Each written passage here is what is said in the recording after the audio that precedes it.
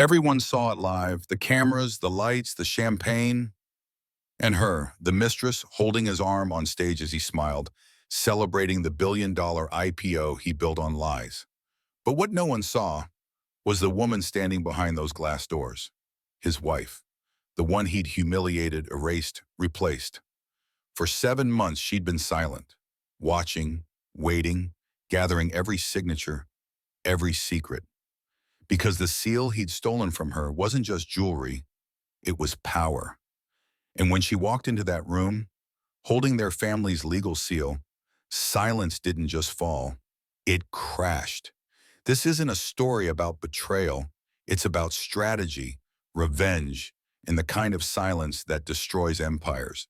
Stay till the end, because when you hear what she says next, you'll understand why 500,000 people replayed that moment again and again. Don't forget to like, comment, and subscribe. More real-life inspired dramas that hit harder than fiction are coming every week. Victoria Sterling stood in her marble kitchen, watching her husband lie to 50 million people.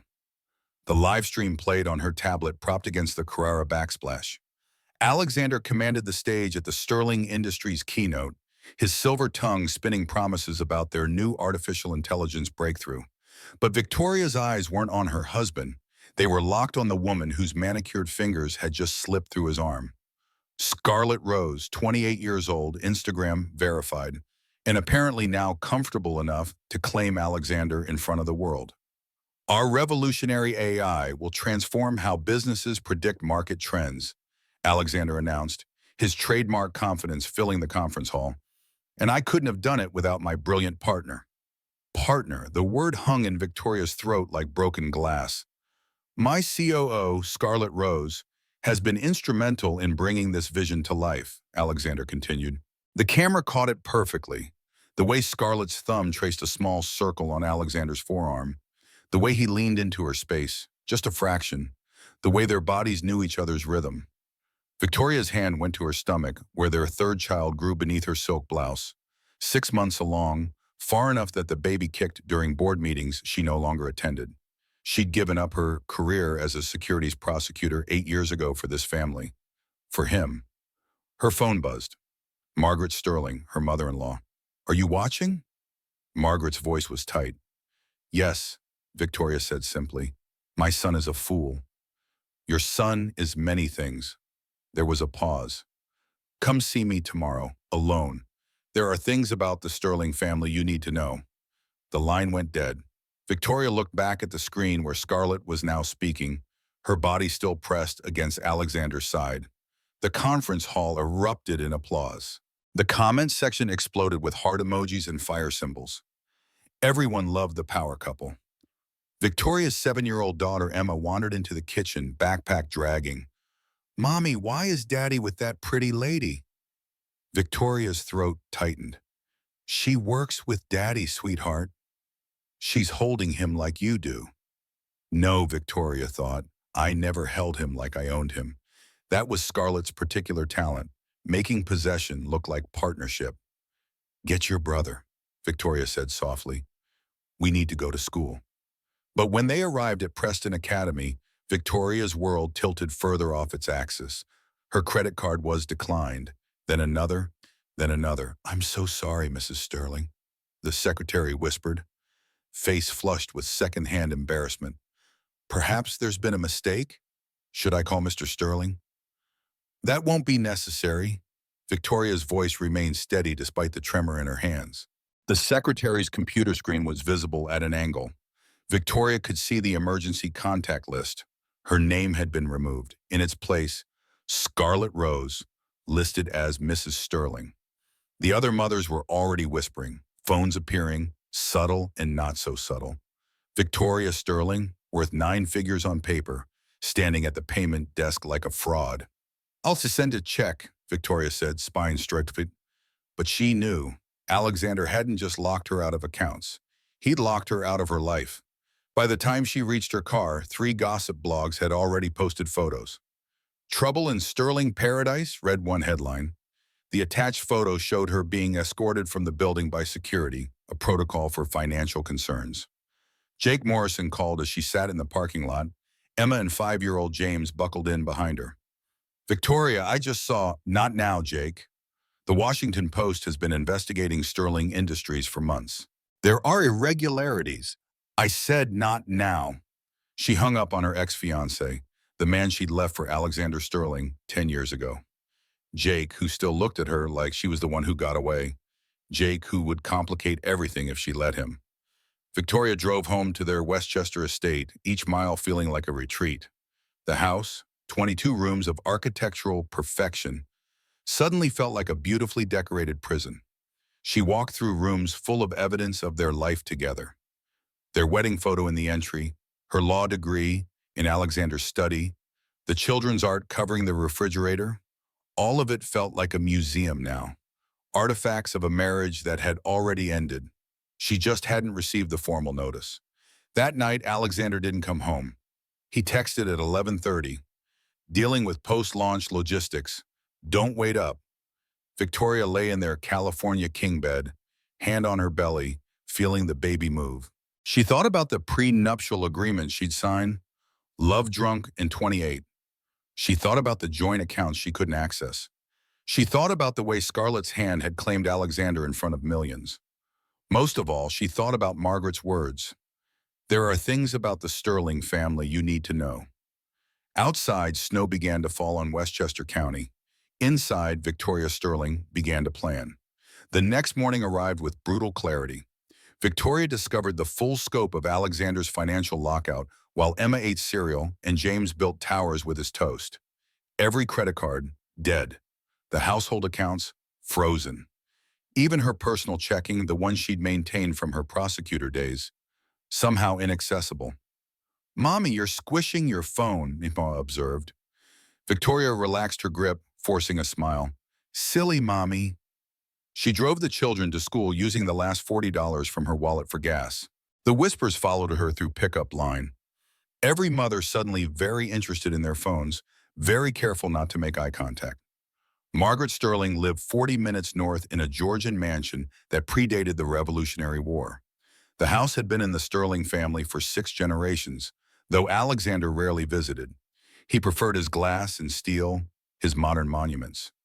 Margaret preferred her histories and her secrets. The older woman answered the door herself despite having staff. She wore Chanel, as always, her silver hair pulled into a severe chignon that emphasized her sharp cheekbones. You look pale, Margaret said by way of greeting. Your son locked me out of every account. My son is an idiot. Come.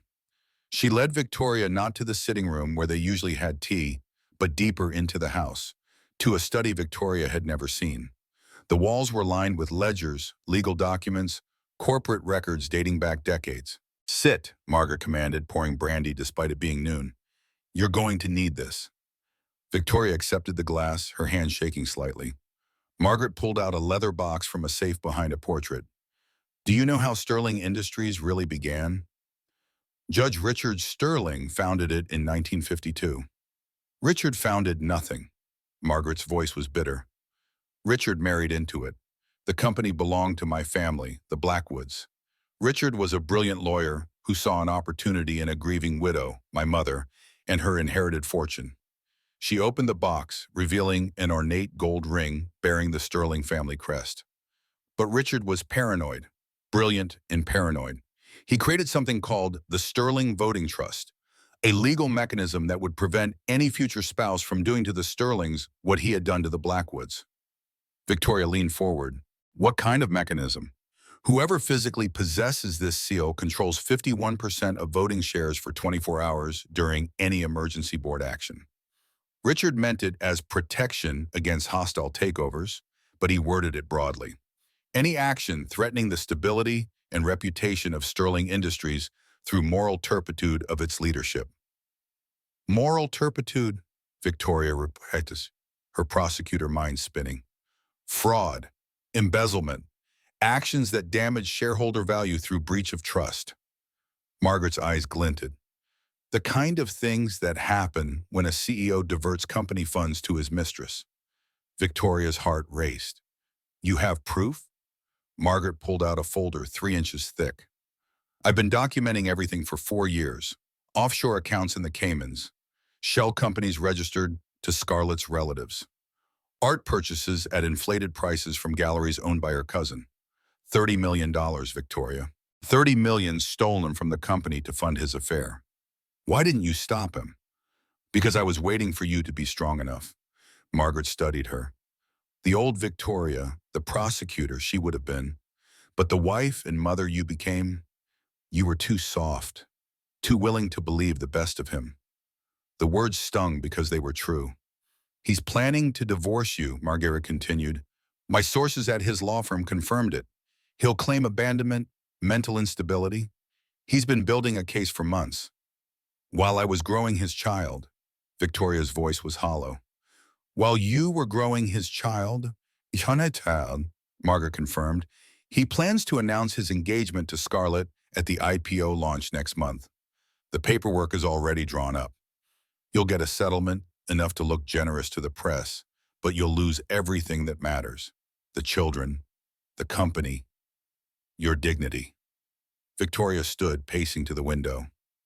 Snow covered the grounds, pristine and cold. He'll turn your children against you if he can. Victoria thought about Emma asking why Daddy was with the pretty lady, about James calling her Scarlett on the live stream yesterday. The princess lady who gives us presents. Her children were already being turned. There's something else, Margaret said, returning to the safe.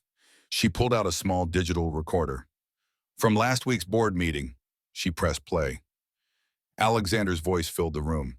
The beauty of the IPO is the timing. Once we go public at the inflated valuation, I'll have liquidated enough to set up our new life. The Maldives don't extradite for financial crimes.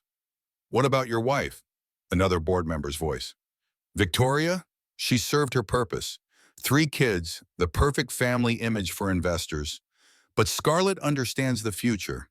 Young, hungry, connected. The kind of partner you need in the new economy. And if Victoria fights? Alexander's laugh was cold. Fight with what? I control everything, the money, the narrative, even her psychiatric history. Did you know she had postpartum depression after James? Amazing at what you can do with medical records when you phrase things correctly. Margaret stopped the recording. Victoria's hands were shaking again, but not from fear this time. From rage. He's been planning this for how long? 2 years at least, maybe longer. Victoria looked at the silver ring in the box. Such a small thing to hold so much power. What do I do first? Margaret smiled, the expression sharp as winter. First, you find allies. That ex of yours, the journalist, Jake Morrison. He's been investigating Sterling Industries. He has pieces, but not the full picture. Give him enough to keep him digging, but not enough to publish. Not yet. And then? Then you plan your entrance. The IPO launch will have 500 attendees in person, 50,000 watching online. Alexander will be on stage with that little climber, presenting their future. Margaret's eyes gleamed with something that might have been malice or might have been justice. That's when you'll teach them both what it means to underestimate a Sterling woman. The eviction from her own life happened in stages, each cut deliberate and deep. First came the phone call from Preston Academy. Victoria was nursing her morning sickness, the third pregnancy hitting harder than the others, when the headmaster's assistant called. Mrs. Sterling, there seems to be a confusion with the children's pickup authorization. What confusion? Victoria gripped the bathroom counter. Mr. Sterling has submitted new paperwork. You're no longer listed as... Victoria hung up and drove to the school in her pajamas beneath a coat. The security guard she'd smiled at for 3 years wouldn't meet her eyes. I need to see my children. I'm sorry, Mrs. Sterling. Without authorization. I'm their mother. The word echoed across the manicured courtyard. Other parents turned to stare. Someone was definitely filming. The headmaster appeared, his face a practiced mask of diplomatic concern. Perhaps we should discuss this in my office. But there was nothing to discuss. Alexander's lawyers had filed paperwork suggesting Victoria was experiencing a mental health crisis requiring evaluation. Not enough for a court order yet, but enough for a private school protecting its reputation. This is kidnapping, Victoria said, her prosecutor voice breaking through. This is protocol, the headmaster replied. The children are safe. Mr. Sterling will collect them at 3. Victoria sat in her car until 3:15, watching Alexander's Tesla pull up. Scarlett was in the passenger seat. Emma and James ran to the car, James bouncing excitedly. They'd been told it was an adventure. Daddy's special surprise. Scarlett helped buckle them in, her hand lingering on Emma's hair. That night, Victoria threw up until there was nothing left. Then she called Jake Morrison. "I need your help," she said without preamble. "Name it." "Sterling Industries. Everything you have." They met at a diner in White Plains, the kind of place neither would have been caught dead in during their law school days. Jake looked older, his sandy hair showing gray at the temples, but his eyes were the same, sharp, questioning, still holding that flicker of something whenever he looked at her. "You look terrible," he said, sliding into the booth, charming as ever. He pushed a folder across the table. 3 months of investigation, shell companies, offshore accounts, suspicious art purchases. Your husband's been busy.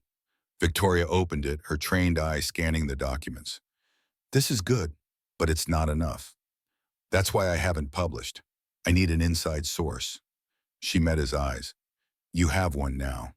Over bitter coffee and untouched pie, Victoria laid out what she knew. Jake's expression shifted from professional interest to personal concern as she talked. "He's isolating you," Jake said. "Classic abuser tactics." "Alexander's not—" Victoria stopped. "Wasn't he? Not with fists, but with financial chains and legal threats." "When's the last time you saw your kids?" 3 days. "Victoria—" Jake reached across the table, his hand covering hers. She pulled away. "Don't. That's not what this is." "I know, but I'm still here. I've always been here." The words hung between them, weighted with decade-old history. Victoria had chosen Alexander's flash over Jake's steadiness. Now she was paying for that choice in ways she'd never imagined. Her phone buzzed. "Alexander, stop making scenes at the school. You're embarrassing the children." She showed Jake the message. His jaw tightened. "Let me publish what I have. Blow it wide open." "No, not yet." Victoria pulled out the leather box Margaret had given her, showing him the seal ring. "There's a bigger play here." She explained the voting trust, the emergency clause, the IPO launch. Jake listened, his investigative mind already working through angles. "You need more than financial fraud," he said finally. "You need something visceral, something that will play in the court of public opinion." "I know." "And you need him to incriminate himself publicly." "I know that too." Jake studied her. "You've lost weight. When's the last time you ate?" "Jake, the baby, Victoria. You have to think about the baby." As if in response, the baby kicked. Hard. Victoria winced, her hand going to her stomach. "I'm fine." "No, you're not. Come on." He threw money on the table and guided her to his car. Not home. She couldn't go there anyway. Alexander had changed the security codes. But to his apartment in Brooklyn. It was smaller than her closet in Westchester, but it was warm and safe and didn't smell like Scarlett's perfume. "Couch or bed?" Jake asked. "I shouldn't be here." "Alexander's probably with his mistress. You're allowed to have a friend." Friend. They both knew that word was laughably inadequate. Victoria took the couch. Jake brought her tea and crackers, the same things he used to bring during law school all-nighters. She managed to keep them down. "Why are you helping me?" she asked. "You know why." "Jake, I'm not expecting anything, Victoria, but watching you disappear into that house, into that life, watching him dim your light year by year, I couldn't do anything then. Let me help now." Victoria's phone buzzed again. This time it was a photo from Scarlett's Instagram. Her children at a restaurant she didn't recognize. Scarlett helping James with his spaghetti. The caption, "Family dinner with my bonus babies." Victoria made it to Jake's bathroom just in time. When she emerged shaking, Jake was on his laptop. "I found something," he said. "The art purchases. They're not just overpriced. Some of them don't exist. The galleries are fronts. The money's going straight to accounts controlled by Scarlett's cousin in Miami." "That's wire fraud," Victoria said, her prosecutor instincts stirring. "That's a federal crime with a 20-year maximum." For the first time in days, Victoria smiled. It wasn't a nice smile. "Jake, how good are you with hidden cameras?" "Very. Why?" Because we're going to give Alexander enough rope to hang himself, and he's going to do it in front of the whole world. Outside Jake's window, Brooklyn sprawled in the darkness. Victoria stood, one hand on her belly, the other holding the seal ring. She thought about Margaret's words. The best revenge isn't destruction, it's transformation. But first, things would get worse. Much worse. The bleed started that night, not heavy, but enough to terrify. Jake drove her to the ER, held her hand through the ultrasound. The baby was fine for now, but the doctor was clear. Complete bed rest, Mrs. Sterling. Your blood pressure is dangerously high. Any more stress could trigger premature labor. Victoria laughed, bitter and sharp. Stress, right. But she couldn't rest. Not when Alexander was posting family photos with Scarlett in her place. Not when her children were calling another woman new mommy. Not when everything she'd built was being stolen brick by brick. The motel room smelled like cigarettes and broken dreams. Victoria had been living there for a week, paying cash from the emergency fund Margaret had slipped her. $40 a night at the Starlight Motor Lodge, where no one asked questions and the desk clerk pretended not to recognize the former Mrs. Sterling, even as her face appeared on gossip blogs. Her world had shrunk to this. A twin bed with cigarette burns in the comforter, a television that only got 3 channels, and a bathroom where the tap dripped in rhythm with her heartbeat. She was supposed to be on bed rest. Instead, she was bleeding again, bright red spots that she tried to ignore. Jake visited daily, bringing groceries and information. Today, he arrived with someone else. Lisa Carter, her former colleague from the SEC, a woman who could spot financial fraud like a bloodhound catching scent.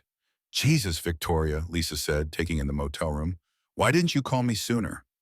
Pride, Victoria admitted. Lisa sat on the questionable bedspread, pulling out a laptop. Pride's expensive. Let me show you what your husband's been up to. The numbers were damning. 30 million diverted over 18 months, hidden in a web of transactions designed to look like legitimate business expenses. But Lisa had found the thread and pulled until the whole structure revealed itself. It's not just fraud, Lisa said. It's conspiracy. Scarlett's signature is on half these documents. She's not just his mistress. She's his partner in crime. Victoria felt the baby kick, sharp and sudden. Can you testify? At a board meeting? Absolutely. In court? That's trickier. I'd need subpoena protection, whistleblower status, and honestly, Victoria, Lisa paused. Alexander Sterling has reach, the kind that makes witnesses reconsider. He threatened you? Not directly, but I got a call yesterday, someone asking about my daughter's scholarship to Dalton, whether it would be a shame if the funding disappeared. Victoria's hands clenched. Using children as leverage, that was new, even for Alexander. I'm sorry, Lisa continued. I want to help, but you have a family, I understand. Lisa left a USB drive on the nightstand. Everything's on there. Transaction records, emails, recorded phone calls.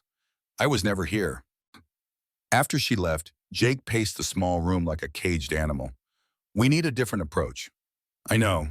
Victoria struggled to sit up, her body heavy with pregnancy and exhaustion. We need Alexander to confess, publicly. How? She told him about the IPO launch, now 3 weeks away. The plan forming in her mind was dangerous, possibly illegal, certainly devastating. But she was past caring about playing nice.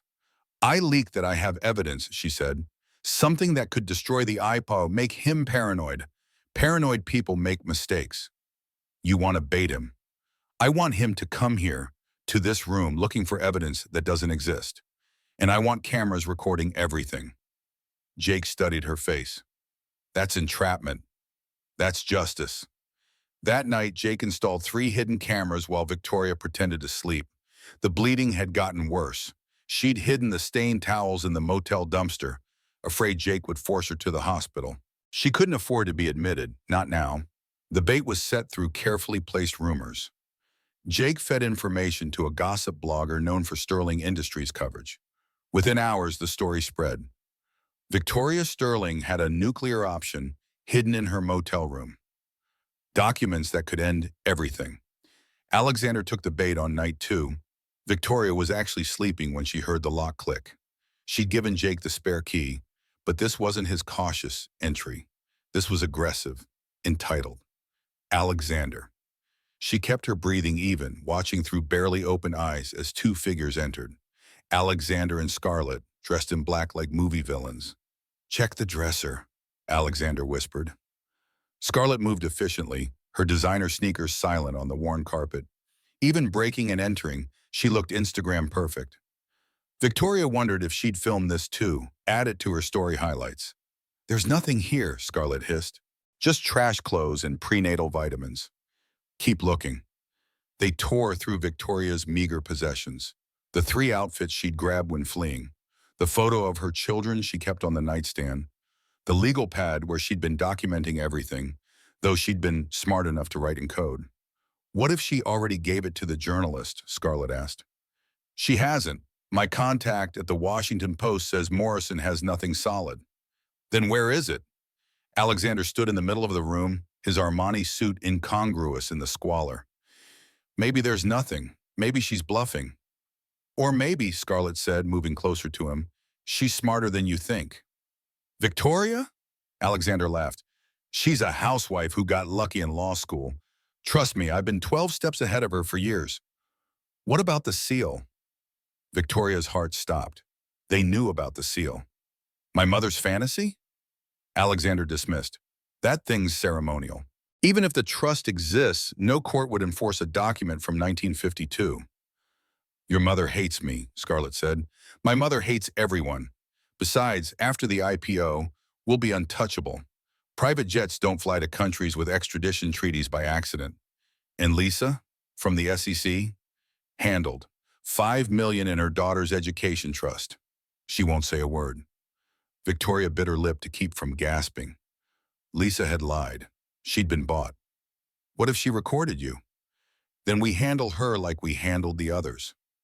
"Others," plural. Victoria's blood went cold. "You can't keep paying people off, Alex." "I don't always pay them."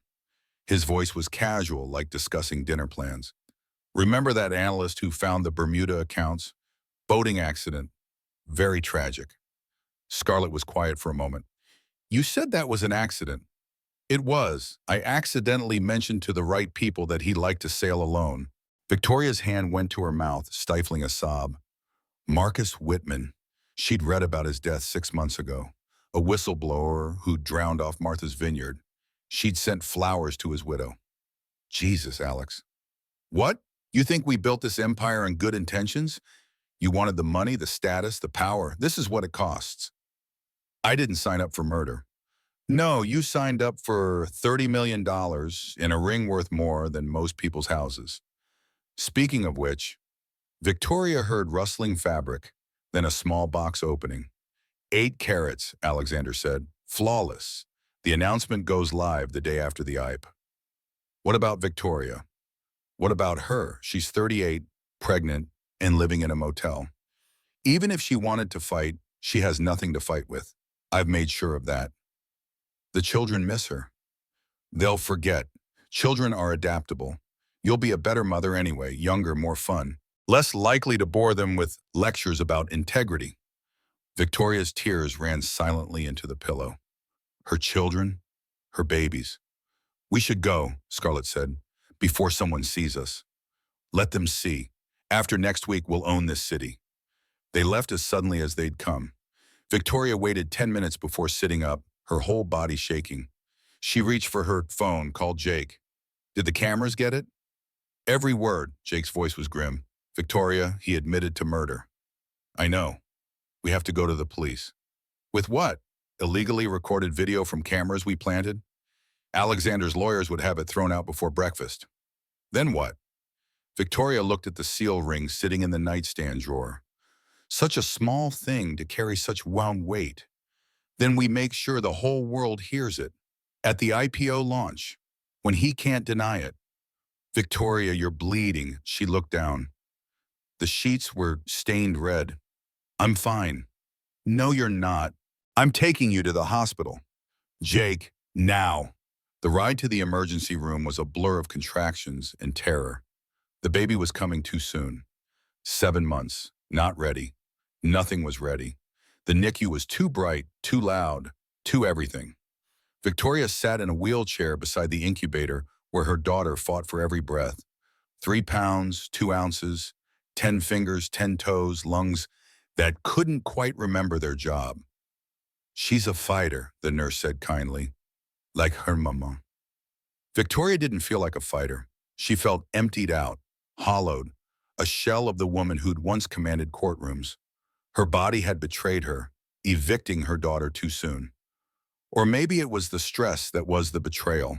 Or Alexander, or her own stubborn refusal to stop fighting when her body begged for rest. Jake stood guard by the door, intercepting anyone who looked too interested. The gossip had already started. Victoria Sterling gave birth in a county hospital. Premature baby. Where's the father? You should go, Victoria told him. You don't need to. Stop. Jake's voice was gentle but firm. I'm not leaving. Her phone, silent for days, suddenly exploded with notifications. Alexander had made his move. The statement was perfectly crafted, corporate speak mixed with personal anguish. He was devastated by his wife's mental health crisis. He'd tried to help, but she'd refused treatment. The premature birth was tragic but not unexpected, given her erratic behavior and dangerous choices. The final knife, for the safety of our 2 older children, I've filed for emergency custody. Victoria needs help, not judgment. We pray for her recovery and for our new daughter's survival. Our daughter, as if he'd been there, as if he cared whether the baby lived or died. Don't, Jake said, taking the phone from her shaking hands. Don't give him the satisfaction. But the damage was spreading. Every mommy blog, every gossip site, every social media platform. The photos from her breakdown at Preston Academy, security footage of her being escorted out, her erratic appearance at the diner with Jake, spun as an affair with her ex while pregnant. Scarlett's Instagram story was the masterpiece. Her reading to Emma and James the caption, "Staying strong for these angels while their family heals." I'm going to kill her, Victoria said flatly. No, you're going to destroy her. Legally, publicly, completely. Jake pulled up a chair. But first, you're going to rest. Doctor's orders. Victoria couldn't rest. Every time she closed her eyes, she saw Marcus Whitman's widow at the funeral, heard Alexander's casual admission of murder, saw her children calling Scarlett mommy. Margaret arrived that evening, sweeping past the nurses like she owned the hospital. My granddaughter? She demanded. Stable. Critical, but stable. Margaret studied the tiny form in the incubator. She's strong. Sterling women always are. She's 2 months early because my son is a monster. Margaret's voice was steel. Don't you dare blame yourself. She pulled out an iPad, showing Victoria a video, the IPO launch preparation, Alexander on stage with Scarlett, practicing their presentation. But Margaret had zoomed in on something specific, papers on the podium. Preliminary valuations, Margaret said. He's inflating the company's worth by 40%. When the truth comes out, post-IPO investors will lose billions. That's securities fraud. That's a federal crime. And look closer. Victoria squinted at the screen. There, barely visible, was a signature line. Scarlett Rose, Chief Operating Officer. She's signing off on the fraudulent valuations, Victoria breathed. They both are. Together. Publicly. Victoria felt something shift inside her chest. Not hope. That was too generous a word. But purpose. The IPO is in 5 days, Margaret said. Margaret, can you walk? I can crawl if I have to. Margaret smiled, sharp as winter. That's my daughter-in-law. Over the next 4 days, they prepared. Jake leaked just enough to make Alexander paranoid. Strange calls to board members about concerns. Anonymous tips to the SEC about irregularities. Nothing concrete, nothing traceable, just enough to make Alexander sweat.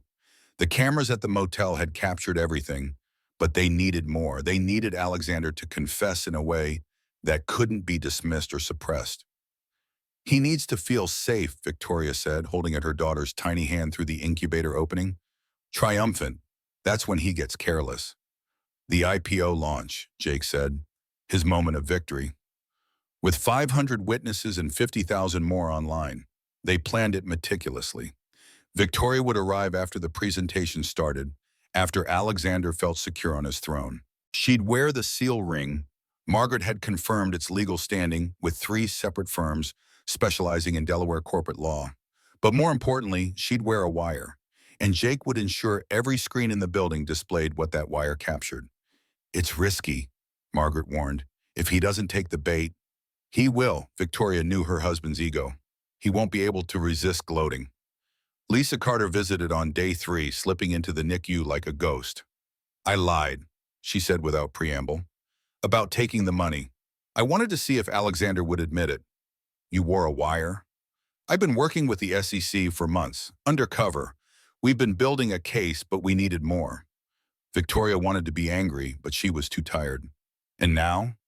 "Now we have him admitting to bribery, on tape." Lisa handed her a USB drive. "This is everything, the real everything, including emails where Scarlett discusses hiding funds in her cousin's accounts." "Why help me now?" Lisa looked at the baby in the incubator. "Because some things matter more than cases. Because he threatened my daughter. Because you're not the first wife he's destroyed, just the first one still alive to fight back." The words hung in the air. Victoria thought about Alexander's first wife, the one who died in a car accident when her brakes failed. Everyone said it was tragic. Now Victoria wondered if it was murder. "There's something else," Lisa said. "The FBI has been watching Sterling Industries. The murder confession from the motel room? They're very interested." "But it's inadmissible." "In court, yes, but if he confesses again, publicly, with federal agents present?" Victoria understood. The IPO launch wouldn't just be a corporate takedown. It would be a criminal arrest. "Make sure they're there," Victoria said. "Already arranged." The night before the launch, Victoria stood in the hospital bathroom, looking at herself in the harsh fluorescent light. She'd lost 20 pounds in 2 weeks. Her face was gaunt, her eyes hollow. She looked like a ghost. But ghosts, she thought, could walk through walls, could appear where they weren't expected, could haunt the men who'd killed them. Jake knocked softly. "You ready?" "Nay." She opened the door. "But I'm going anyway. Your daughter will grow up knowing her mother didn't let anyone steal her birthright." Victoria kissed her baby's forehead through the incubator, whispered promises she intended to keep. Then she put on her armor, a black designer suit that hung loose on her frame, Margaret's pearl necklace, and on her right hand, the Sterling family seal ring. Tomorrow, Alexander would stand on his stage with his mistress, claiming his empire. Tomorrow, the seal would prove more powerful than any of them imagined. The Sterling Industries IPO launch was the event of the year. The venue, a custom-built pavilion at 1 Manhattan West, had been transformed into a temple of corporate worship. Glass walls offered panoramic views of the city Alexander claimed to own. Inside, 500 of New York's most powerful people sipped champagne that cost more than most Americans made in a week. Victoria watched from across the street, sitting in Jake's car, her body still weak from childbirth 5 days ago. Through the windows, she could see them all. The mayor, 3 senators, every major investor on the eastern seaboard. And at the center of it all, Alexander and Scarlett, holding court like royalty. "You don't have to do this," Jake said for the 100th time. "Yes, I do." She checked her phone. The baby's vitals were stable. The nurse had promised to text every 30 minutes. Victoria had 30 minutes to destroy the man who'd tried to erase her. Margaret was already inside, wearing vintage Dior in an expression of benign interest. She positioned herself at a table with perfect sightlines to the stage. When Victoria entered, Margaret would signal the board members who'd quietly been turned. Not all of them, that would be too obvious, but enough. "The FBI?" Victoria asked. 3 agents in the crowd, 2 more in a van outside. "They're recording everything." "And Lisa?" "Already inside, ready to authenticate any financial documents that come up." Victoria took a deep breath. The wire tape between her breasts felt heavier than the seal ring on her finger. "Remember," Jake said, "you need him to admit to the fraud. The murder confession is bonus, but the fraud—" "I know." She knew exactly what she needed. Alexander's ego on full display, his assumption that he'd won, his desperate need to twist the knife one final time. At 8:15, the lights dimmed. Alexander took the stage to thunderous applause. He wore a $10,000 suit and a smile that had charmed investors out of billions. Scarlett joined him, her hands sliding through his arm with practiced ease. She wore white. Of course she did. The future bride. the new queen, pristine and untouchable. Ladies and gentlemen, Alexander began, his voice carrying that particular mix of confidence and charisma that made people write checks. Tonight, we don't just launch an IPO, we launch a revolution. The presentation was flawless. Projected valuations that were lies wrapped in algorithms. Profit margins that existed only in doctored spreadsheets. A future built on fraud. Scarlett spoke about innovation, her youth and beauty making the lies sound like prophecy. The crowd ate it up. The stock price, displayed on massive screens, climbed with every word. Before we close, Alexander said, 40 minutes into the presentation, I want to address something personal. Here it comes, Victoria thought. Many of you have asked about my family situation. The truth is, my wife Victoria has been struggling with mental health issues. Postpartum psychosis, the doctors say. It's heartbreaking, but I want to assure you that Sterling Industries remains stable.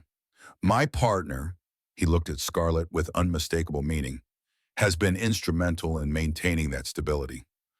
Partner, there it was, the public declaration. Victoria stood up in Jake's car. It was time. Give me 10 minutes before you hack the screens, she said. Victoria. She was already gone, walking on legs that felt like water, her body held upright by rage and will alone. The side entrance Margaret had arranged was propped open. Victoria slipped through, moving along the wall like a shadow. The crowd was focused on Alexander, who was now taking questions. Mr. Sterling, what about rumors of financial irregularities? Alexander laughed. Let me guess, anonymous sources. My ex-wife's desperate attempts to complicate our divorce? I have documentation from 3 psychiatrists about her condition. She's seen conspiracies where there are none. And the SEC investigation? What investigation? We've been fully transparent. Every document, every transaction, available for review. Liar, Victoria thought, stepping out of the shadows. She didn't announce herself. Didn't need to. The first person to see her gasped loud enough to turn heads. Then another. Then another. The silence spread like a wave from the back of the room forward, until even Alexander noticed the shift in energy. He turned from the podium, following the crowd's gaze. His face went white. Victoria walked down the center aisle, her black suit a stark contrast to the glittering gowns around her. The sill ring caught the light with every step. The crowd parted, everyone recording on their phones. She looked like death, felt like death. But death sometimes was just another word for reckoning. Security, Alexander said into his mic, but his voice cracked. Security didn't move. Margaret had paid them well to have urgent business elsewhere.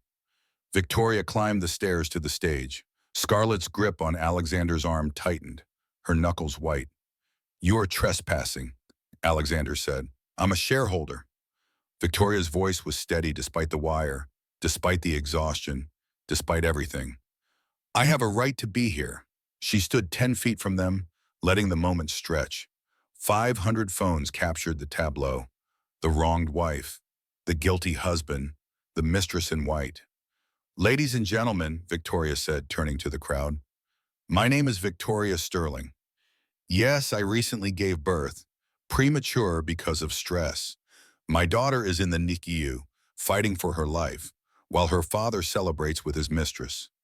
You're sick, Alexander snarled. This is exactly the behavior. The Maldives, Victoria said calmly. You mentioned them in your office last week. Beautiful beaches, no extradition treaty, perfect for someone who's stolen $30 million. The room erupted. Alexander stepped forward, and that's when Victoria played her card. Should we discuss the Bermuda accounts? Or would you prefer to talk about Marcus Whitman's boating accident? Alexander froze. Behind him, Scarlett's face went gray. I don't know what... You don't know about the $30 million diverted to shell companies? The art purchases from Scarlett's cousin at inflated prices? The stock options backdated to enrich your mistress? These are the delusions of a sick woman. Then let's ask Lisa Carter. Lisa stood up from her table. SEC Enforcement Division.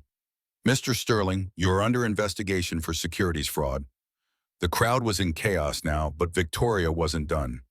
There's something else, she said, pulling out her phone. A recording from my motel room. Yes, Alexander, you and Scarlett broke in looking for evidence. But you found something else, didn't you? The need to confess. She hit play. Jake's hack kicked in at the same moment. Every screen in the building displayed the motel footage. Alexander and Scarlett in black, ransacking the room, their conversation playing in surround sound. Remember that analyst who found the Bermuda accounts? Boating accident. Very tragic. You said that was an accident. It was. I accidentally mentioned to the right people that he liked to sail alone. The room went silent except for the recording. Even the waitstaff had stopped moving. On stage, Alexander lunged for Victoria's phone. She stepped back, and he grabbed her wrist instead, the one wearing the seal ring. "Let go," Victoria said clearly. "You vindictive—" Mr. Sterling, an FBI agent, materialized beside them. "I'm going to need you to release your wife and step away."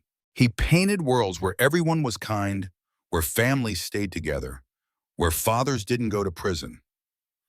Justice 5 was exactly what her name implied.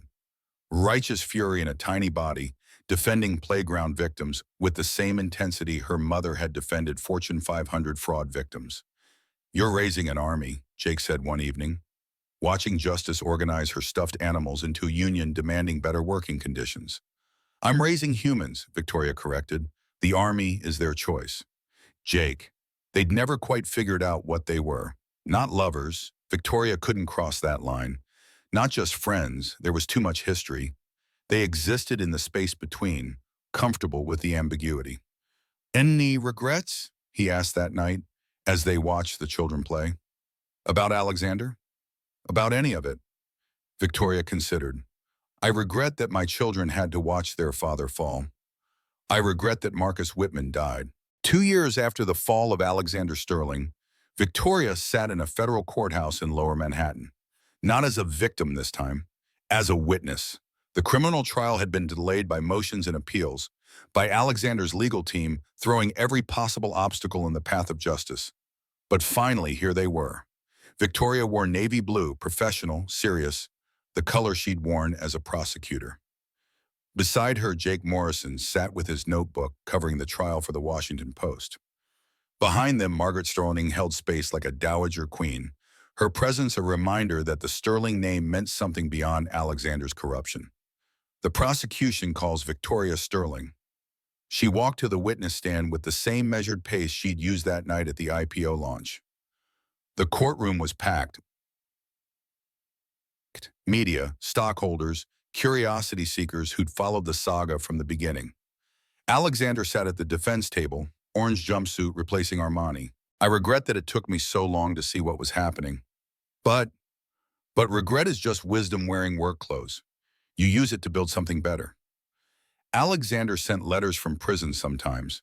Victoria read them, looking for genuine remorse. Occasionally, she found glimpses. He was in therapy, he wrote, understanding his narcissism, his need for control, his father's influence. Richard Sterling had apparently been worse than anyone knew. Victoria didn't forgive him. Forgiveness, she'd learned, wasn't required for healing. But she let the children write back if they wanted. Emma did, sometimes. Careful letters about school and books, nothing personal. James sent drawings. Justice was too young to remember him as anything but a concept. Scarlett had written once, from California. She was in therapy too, working as a counselor for young women in tech, warning them about predatory mentors. She'd included a check for $100,000 for the foundation. "No," Scarlett said, loud enough for everyone to hear. "I have recordings too, everything you made me do, every document you forced me to sign. I want immunity." She said it into her phone, but the wire caught it. The screens displayed it. 50,000 people watching online heard it. Alexander Sterling, master of the universe, stood alone on his own stage, abandoned by his mistress, removed from his company, about to be arrested for murder. "You can't do this," he said to Victoria, his voice small, broken. Victoria stepped closer, close enough that only he and the wire could hear. "You took everything from me. My money, my home, my children. You tried to take my sanity, my reputation, my life." She paused. "But you forgot something." "What?" he whispered. Sterling women don't break. We rebuild, and we remember. She turned to face the crowd, her voice carrying clear and strong. The IPO is suspended pending full investigation. Trading will not commence. Victoria cashed it. Money was money, and the foundation needed it. Margaret Sterling passed away on a Tuesday in October, peacefully in her sleep. She left everything to Victoria and the children, bypassing Alexander entirely. At the funeral, Victoria spoke about the woman who'd saved her. Margaret Sterling spent 40 years planning her revenge, not against a person, but against a system. She gathered evidence. She waited. She chose her moment. And when it came, she didn't hesitate. Victoria looked at the coffin, elegant and imposing like the woman inside. She gave me the weapon, but more importantly, she gave me permission to use it. The reading of the will contained one surprise, a letter to be read publicly. To my son, Alexander, it began. I loved you, but I failed you. I let your father shape you in his image instead of fighting for your soul. Your crimes are your own, but my silence enabled them. Prison had aged him. His hair, once perfectly styled, was gray at the temples. His face, once camera-ready, was gaunt. But his eyes still held that particular mix of arrogance and fury that Victoria knew too well. Mrs. Sterling, the prosecutor began, can you identify the defendant? My ex-husband, Alexander Sterling. The divorce had been final for 6 months. She'd taken back her maiden name legally, but kept Sterling for the children. They deserved to choose their own relationship with the name. Can you describe the events of March 15th, 2 years ago? Victoria told the story simply, factually. The financial lockout, the custody manipulation, the motel room break-in, each word supported by evidence, bank records, security footage, the recording that had played on 1,000 screens. Objection, Alexander's lawyer interrupted constantly. Hearsay, speculation, prejudicial. I hope prison teaches you what privilege never could. That power without principle is just elaborate weakness. To my daughter-in-law, Victoria, you were the daughter I never had and the warrior I never was. Continue the work. Trust the process. Remember that empires built on lies always fall, but foundations built on truth endure. To my grandchildren, you are not your father yet crimes or your mother's revenge. You are your own story. Write it well. That night, Victoria sat with the Sterling Seal, now the Sterling Foundation Award, and thought about legacy. Alexander's legacy was cautionary tale and criminal record. Margaret's was transformation and delayed justice. But hers? Victoria's legacy would be simpler. She taught her daughters and son that you could lose everything and survive. That power wasn't about controlling others, but about controlling yourself. That sometimes the greatest victory was simply standing up after being knocked down. The doorbell rang. Sterling, she said, reviewing the evidence. You systematically isolated, impoverished, and gaslit your pregnant wife while conducting an affair with your subordinate and embezzling millions. If that's your definition of stability, I'd hate to see chaos. Full custody to Victoria, supervised visits for Alexander, when and if Victoria deemed appropriate. The children came home on a Tuesday. Emma ran into Victoria's arms. James hung back, confused. Where's Daddy? He asked. Daddy made some bad choices. He needs time to think about them. Where's Miss Scarlett? She's thinking too. Emma, older and more aware, asked the harder question that night. Did Daddy not love us anymore? Victoria pulled her close. Daddy loves you, but sometimes adults get confused about other things, about money and power and what matters. That has nothing to do with you. You were gone so long. I know, baby, I'm sorry, but I'm here now, and I'm not going anywhere. It took time. Jake, with Chinese takeout and board games for family night. Justice wants to be the bank in Monopoly, he warned. She's instituting new lending policies. Of course she is. Victoria looked around the table. Her children, her maybe-something Jake, the ghost of Margaret in every corner, even the shadow of Alexander teaching through absence. This wasn't the life she'd planned at 28, signing a prenup in love-drunk haze. It was harder, lonelier sometimes. The children still had nightmares. She still checked locks obsessively. There were days when the weight of running a company, a foundation, and a family felt impossible, but it was real. Every messy, imperfect piece of it was real. And that was everything. 10 years had passed since the night Victoria Sterling walked onto that stage wearing her family's seal. Emma was 17 now, tall and fierce, heading to Yale for pre-law. And the judge, a stern woman who'd seen too many powerful men think they were above the law, overruled most of them. The recording from the motel room, the prosecutor continued, can you describe how it was obtained? I suspected my husband would try to steal what he thought was evidence against him. I installed cameras to protect myself. And in that recording, what did you hear? Victoria met Alexander's eyes. I heard my husband confess to having Marcus Whitman murdered. The courtroom erupted.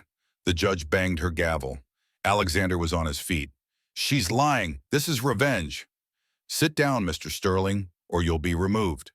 The cross-examination was brutal. Alexander's lawyer, a shark who'd defended worse men for better money, went after every aspect of Victoria's credibility. Isn't it true you were diagnosed with postpartum depression? Yes, after my second child, I sought treatment and recovered.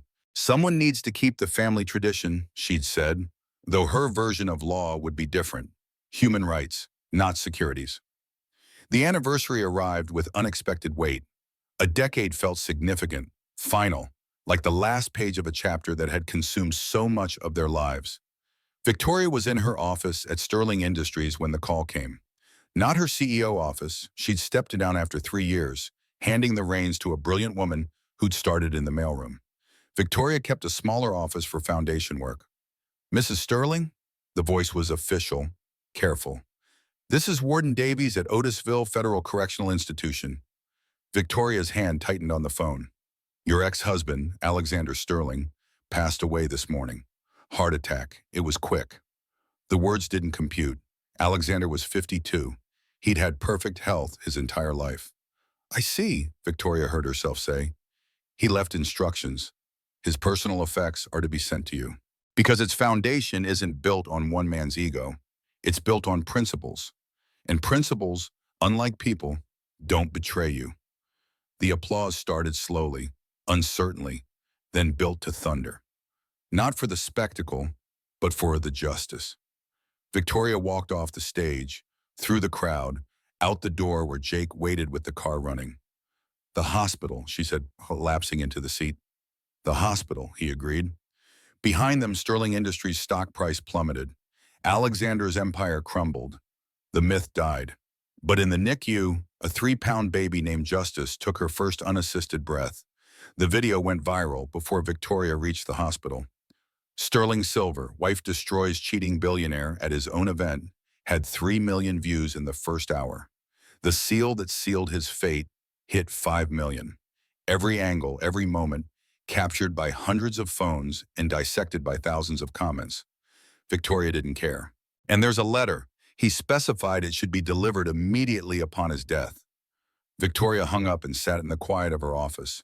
Outside, New York churned on, indifferent. She waited to feel something, relief, sadness, anything? Instead, she felt the strange hollow of an ending that had happened long ago, only now made official. She didn't tell the children immediately. Emma was at a model UN conference.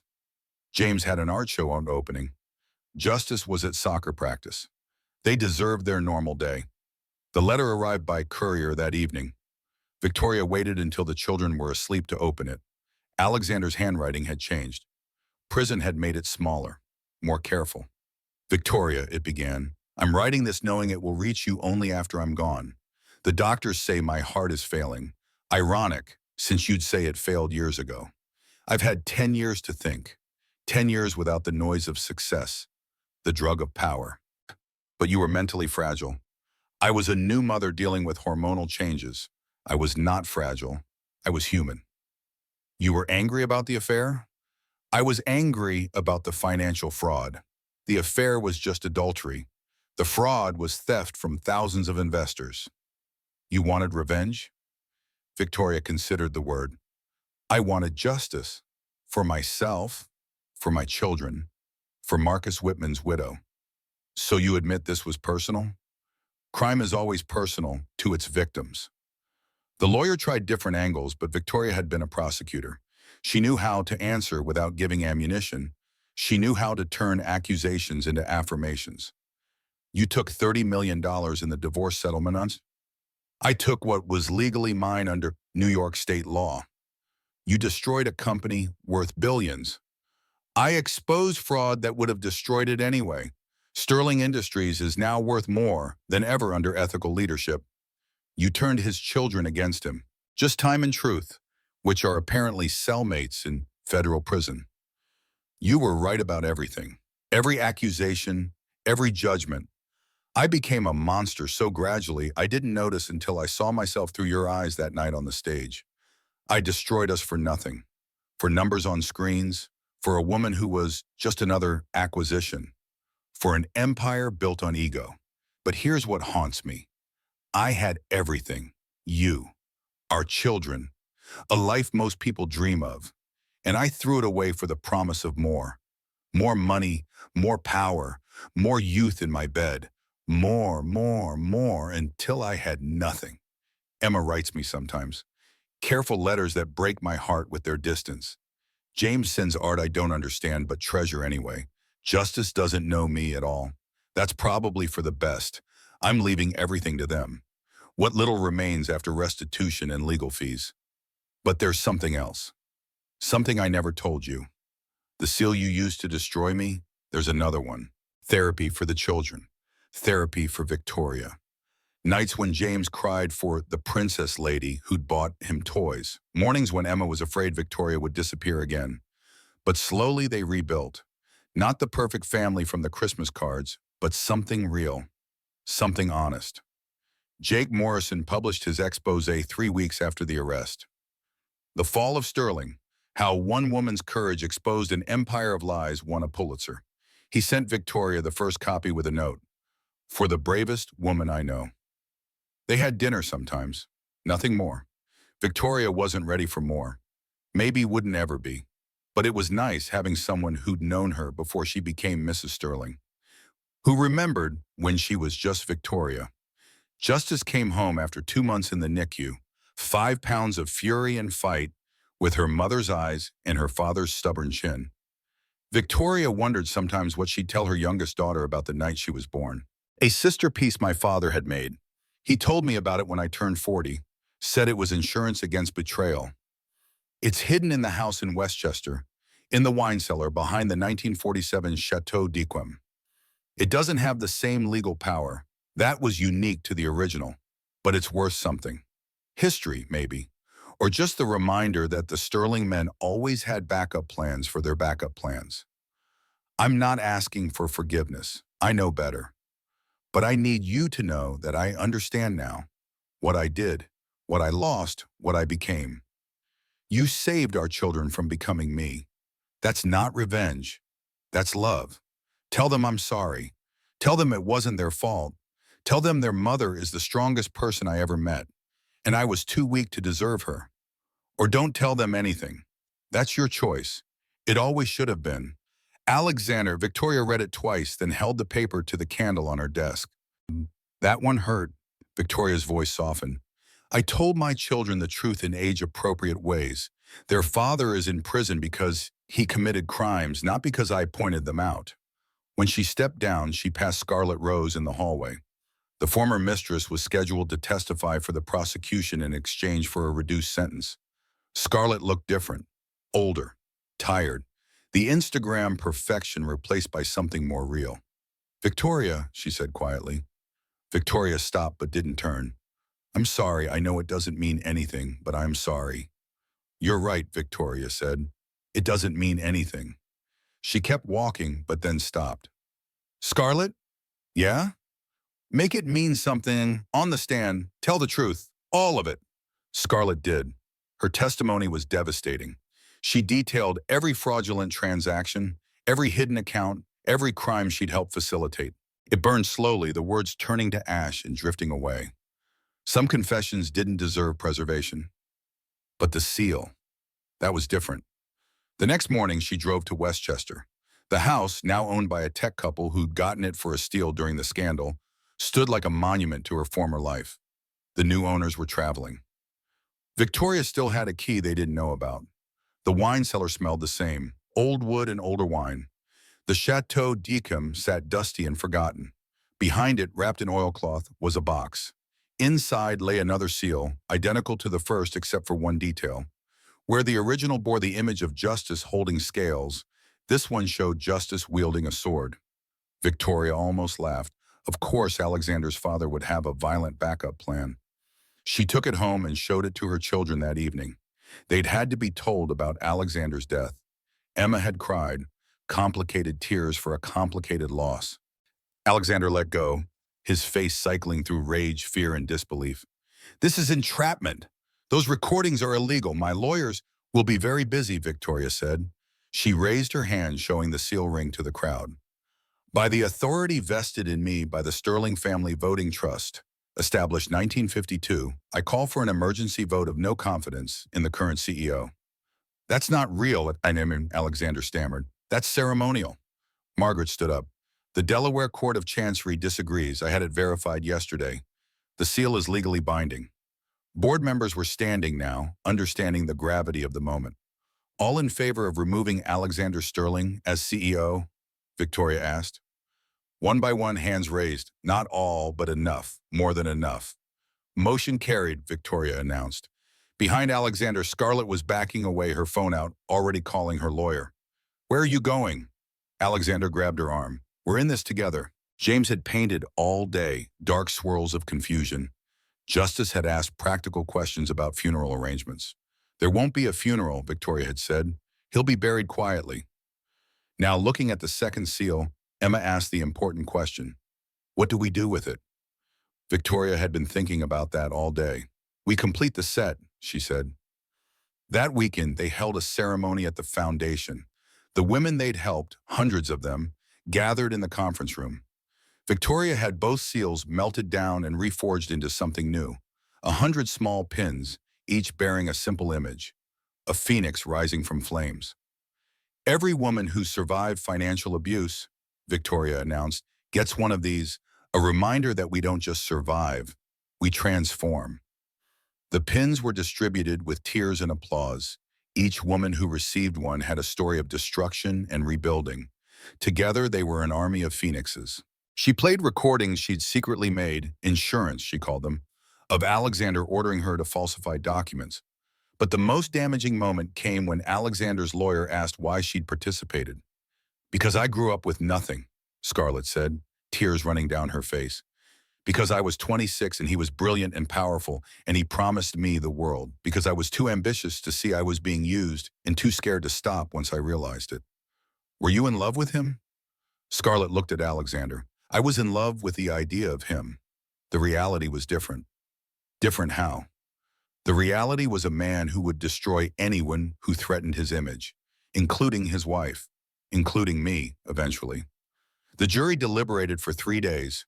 Victoria waited at home with her children, teaching Emma to play chess, helping James with reading, watching Justice take her first independent steps. The call came at 4 p.m., guilty on all counts, securities fraud. Emma spoke at the ceremony, poised and powerful. My father tried to erase my mother, she said. He failed, not because she was stronger than him, though she was, not because she was smarter, though she was that too. He failed because he underestimated the power of truth. And truth, like my mother taught me, always wins. It just sometimes takes its time. That night, the Sterling family, what remained of it, had dinner at home. Jake was there, as he often was. He and Victoria had never become more than their comfortable ambiguity, but that was enough. Love, Victoria had learned, took many forms. Do you miss him? Justice asked suddenly. At 10, she was still brutally direct. Victoria considered lying, then chose truth. I miss who he could have been. I miss the father you deserved. But the man he actually was? No, I don't miss him. Is that bad? No, sweetheart. That's honest. After the children were in bed, Victoria stood in her study, looking at the city lights. Why are you helping me? Margaret was quiet for a long moment. Because I was you once. Richard had affairs. Many of them. But I had no recourse, no power. I spent 40 years watching him parade his mistresses at company events, while I smiled and played the dutiful wife. She joined Victoria at the window. When Richard died, I thought about destroying it all. The company, the fortune, everything he built on my family's bones. But then I realized something. The best revenge isn't destruction, it's transformation, taking what they built on our backs and making it ours. He'll fight, Victoria said. Let him. You have the law on your side. The seal is legally binding. I had it verified by 3 firms. Delaware corporate law is very clear. Margaret pressed the leather box into Victoria's hands. But I'm warning you now. Once you start this, there's no going back. Alexander will try to destroy you. He'll use every resource, every connection. The Sterling Empire continued under new leadership. The foundation grew stronger each year. Her children were becoming remarkable humans despite, or because of, their unusual story. She thought about Alexander's letter, burned and scattered, about his claim that she'd saved their children from becoming him. He was wrong about that, like so much else. She hadn't saved them from him. She'd saved them for themselves. She'd shown them that you could build a life on principles instead of power. That integrity was worth more than income. That sometimes the bravest thing you could do was admit you'd been wrong and start over. The phone rang. Another woman in crisis, another husband using money as a weapon, another story that started with, "I don't know what to do." Victoria answered with the words she'd said hundreds of times now. You start by knowing you're not alone, and you're not crazy, and this isn't your fault. About how her first breath came as her father was arrested. Maybe the truth, that sometimes destruction is creation, that sometimes you have to burn down the palace to build a home. Sterling and Industries stabilized under Margaret's leadership. The board, chastened and careful, approved every reform.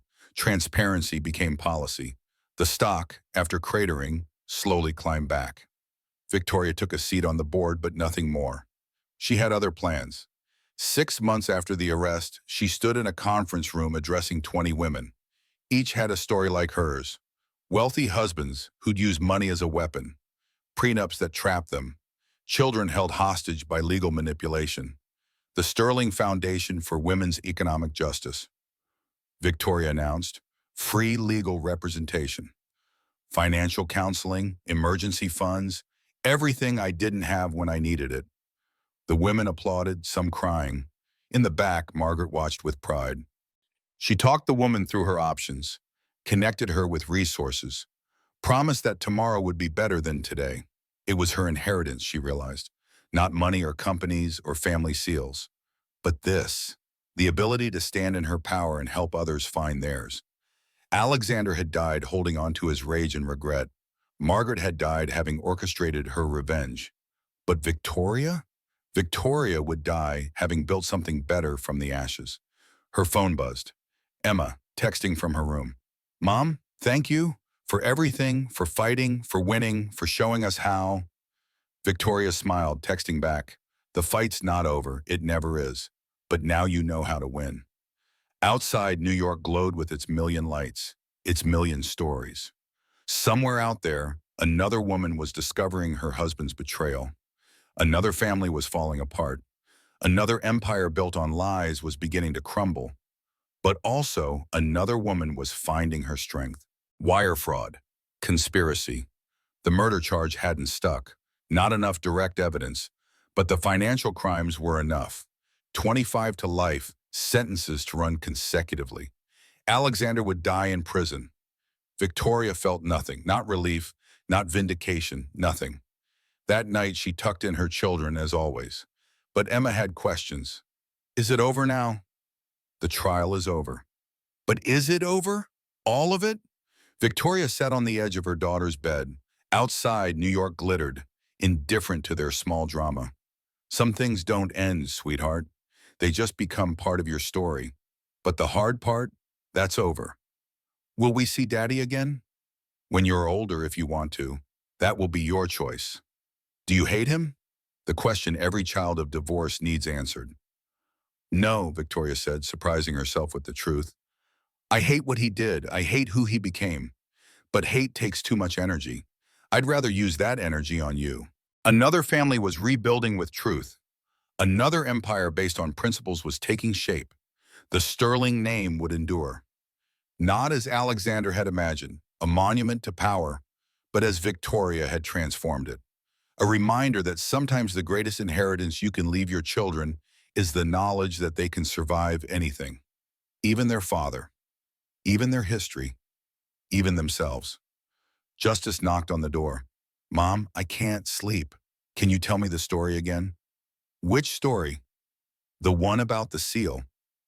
Victoria patted the couch beside her, and Justice curled up, still small enough to fit perfectly in the curve of her mother's arm. Once upon a time, Victoria began, as she had so many times before, there was a woman who thought she had nothing, but she had something more powerful than money or position or even love. What did she have? The truth. And sometimes, sweetheart, that's all you need. She sat in the NICU holding Justice, finally stable enough for skin-to-skin contact, while the world exploded around them. Jake fielded the calls. CNN, Fox, MSNBC, The Times, The Post. Everyone wanted the exclusive. Everyone wanted to know how it felt to destroy a titan. How did it feel? Victoria asked the baby. It felt like breathing after drowning. Margaret arrived with lawyers. Good ones. Expensive ones. Ones who'd been waiting for this moment. The divorce will be straightforward now, Margaret said. Criminal conviction voids the prenup. You'll get everything. I don't want everything. I want enough. Enough? Enough to raise my children. Enough to never be vulnerable again. Enough to help other women in my position. Margaret smiled. That's my daughter-in-law. Now, about the company, I don't want to run Sterling Industries. But the seal makes me kingmaker, not king. Victoria shifted Justice to her other arm. You should run it, Margaret. Justice was asleep before the story ended, but Victoria told it anyway. For practice, for remembering, for all the women who would need to hear it someday. The seal was gone, melted and transformed. The empire had been rebuilt. The children were safe, and Victoria Sterling, mother, survivor, warrior, finally exhaled the breath she'd been holding for 10 years. It was finished. But also, it was just beginning. 20 years after, the invitation arrived on expensive cardstock, addressed in careful calligraphy. The Sterling Foundation cordially invites you to our 20-year gala, honoring our founder, Victoria Sterling, on her retirement. Victoria laughed, reading it in her kitchen.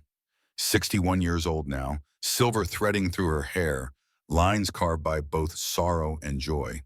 Retirement, as if she could ever truly stop. The gala was Emma's idea. Now a powerful attorney in her own right, she'd taken over much of the foundation's legal work. Later, after the children were asleep, Victoria stood in her study looking at the Sterling family seal. She'd been offered millions for it by collectors. Museums wanted it as part of the city's history. Instead, she'd had it incorporated into a trophy, the Sterling Foundation Award, given annually to a woman who'd fought back against financial abuse. The first recipient was Marcus Whitman's widow, who'd used the award money to start a foundation in her husband's name. Jake called as she was going to bed. How do you feel? Empty, she admitted. Is that strange? You've been fighting for 2 years. Maybe empty is just room for something new. Maybe. Dinner tomorrow? Just dinner. No agenda. Victoria looked at the photo on her nightstand. Her children at the beach last summer, laughing. No staged perfection, just joy. Just dinner, she agreed. 5 years after the night that changed everything, Victoria stood on the same stage where she'd destroyed Alexander Sterling. She wanted to celebrate what they'd built, the 1,000 women they'd helped, the laws they'd changed. You deserve recognition, Emma had argued. I got my recognition, Victoria had replied. I survived. But she agreed to the gala because it wasn't really about her. It was about showing the world what was possible when women refused to be silenced. The night arrived with spring rain washing the city clean. Victoria wore the same black dress she'd worn to confront Alexander, altered now, softened with age, but still powerful. The room was full of faces she knew. Women who'd escaped, lawyers who'd fought, donors who'd believed. And in the corner, an unexpected guest. Scarlett Rose, 50 now, successful in her own way. She ran a nonprofit in California teaching financial literacy to young women. They'd corresponded over the years, Careful letters about the work. Nothing personal. Thank you for inviting me, Scarlett said quietly. Thank you for coming, Victoria replied. You could have kept it all, Margaret said later. The money, the company, the power. Power isn't owning things, Victoria replied, watching her children play in the yard of their new, smaller, happier home. Power is knowing you can survive losing them. A year passed. Alexander was convicted on all counts. 25 years, eligible for parole in 15. He sent letters to the children that Victoria screened. Some she let through, the ones that took responsibility, that showed growth. Others she burned. Scarlett served 18 months, then disappeared to Los Angeles, where she reportedly worked as a life coach, teaching people how to manifest their dreams. Victoria wished her well. Prison, she figured, was punishment enough. Living with herself would be harder. On the first anniversary of the IPO launch, Victoria received a package. No return address, but she recognized the handwriting. Inside was the 8-carat engagement ring Alexander had given Scarlett. They stood together, two women who'd been on opposite sides of a war, now united in understanding that they'd both been casualties of the same man's ambition. Emma took the stage, poised and brilliant.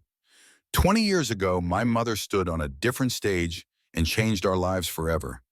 She took a weapon meant to protect men's power and turned it into a tool for justice. But more than that, she showed us that falling apart isn't the end of the story. It's the beginning of becoming who you're meant to be. The crowd applauded. Victoria felt tears she didn't try to hide. James had created an art installation for the event, a phoenix made entirely of melted gold, rising from ashes of burnt legal documents. Mom in abstract, he'd called it. Justice, now 30 and a judge herself, the youngest ever appointed in New York, gave the keynote. We call my mother a survivor, but that's not quite right. Survivors endure. My mother transformed. But this time she wasn't there for revenge. She was there to rebuild. The Sterling Industries shareholders meeting was different now. Gone were the champagne fountains and theatrical presentations. Under Margaret's leadership, the company had become something radical in corporate America. Honest. Ladies and gentlemen, Margaret said from the podium, I present our new CEO, selected unanimously by the board, Victoria Sterling. Victoria hadn't wanted it, had fought against it, but the board persisted, the shareholders demanded it, and eventually she understood. Sometimes you have to take power to give it away properly. She took the stage in a simple black dress. No fanfare, no production, just truth. 5 years ago, I stood on this stage as a destroyer. Today, I stand as a builder. She looked out at the crowd, many of them familiar faces who'd witnessed her lowest moment. Sterling Industries will be restructured as a public benefit corporation.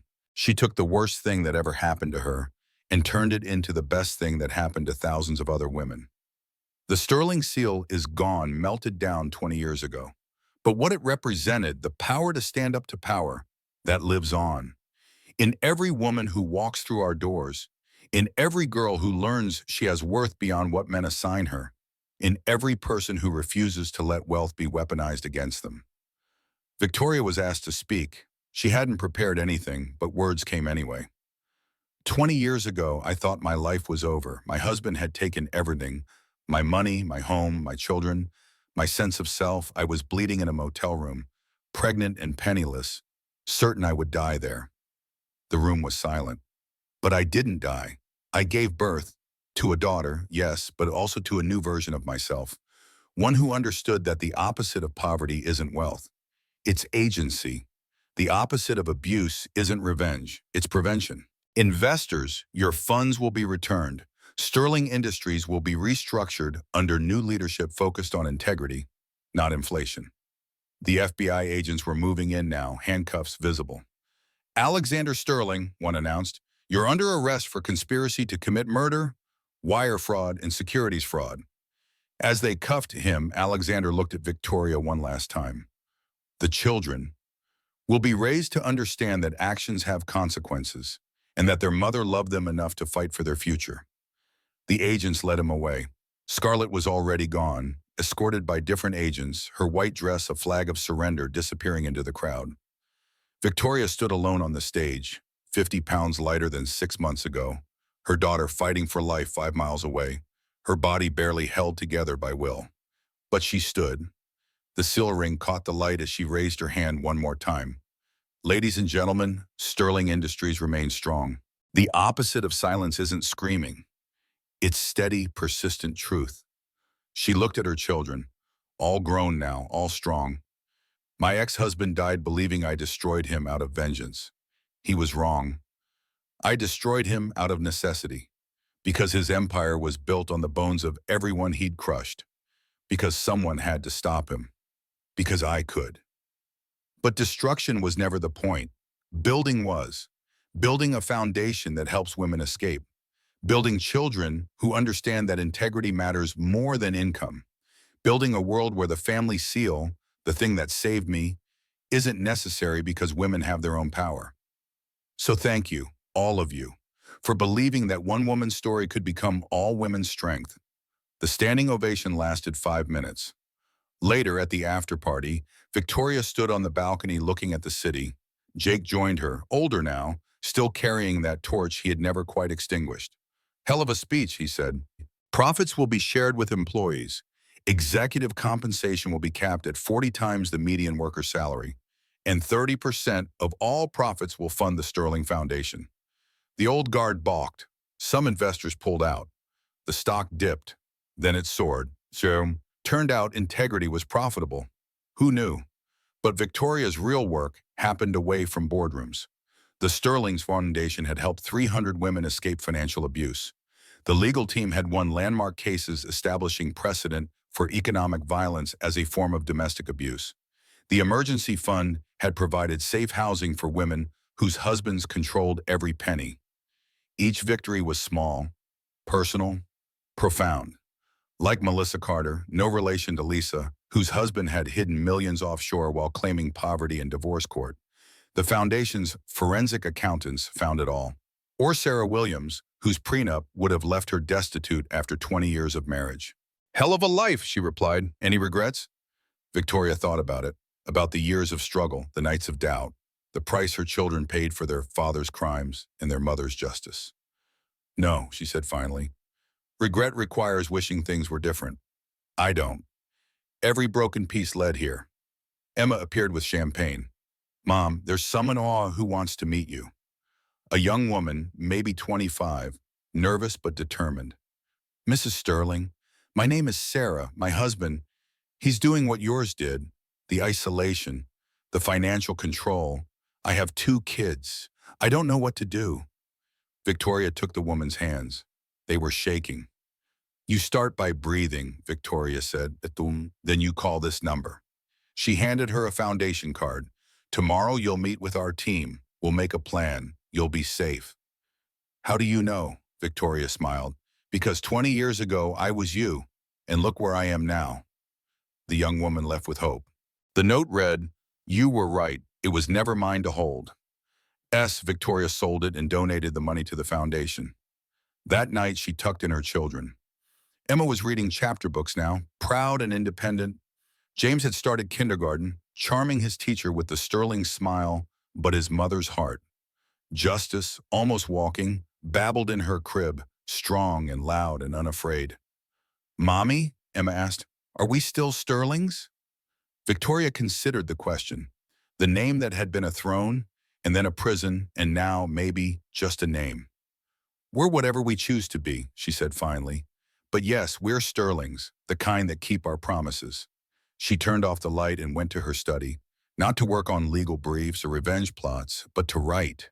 The story of a woman who lost everything and found it had never been hers to lose. The story of a seal that was more than gold and stone. The story of how silence sometimes speaks loudest of all. Victoria watched her go, remembering her own first steps toward freedom. Think she'll make it? Jake asked. They always do. I do, Victoria replied. Once they realize the seal isn't something you wear or hold. It's something you become. The party continued below, laughter and light, survivors and supporters, the sound of an empire built on truth. Victoria Sterling stood above it all, no longer the prosecutor or the scorned wife, or even the warrior. Just a woman who'd learned that sometimes the best revenge isn't revenge at all. It's living well. It's helping others live well. It's taking the seal that sealed your fate and melting it down to forge 1,000 new freedoms. The rain had stopped. The city sparkled, washed clean and gleaming. And somewhere in a federal prison cemetery, Alexander Sterling lay in an unmarked grave, his empire dust, his legacy a cautionary tale. The foundation's lawyers found the loophole. Or Jennifer Martinez, whose husband had her committed to a psychiatric facility to steal her inheritance. The foundation got her released and got her justice. Every woman who walks through our doors, Victoria told her team, is me 5 years ago. Terrified, isolated, convinced she's crazy. Our job is to show her she's not. The work was hard, triggering.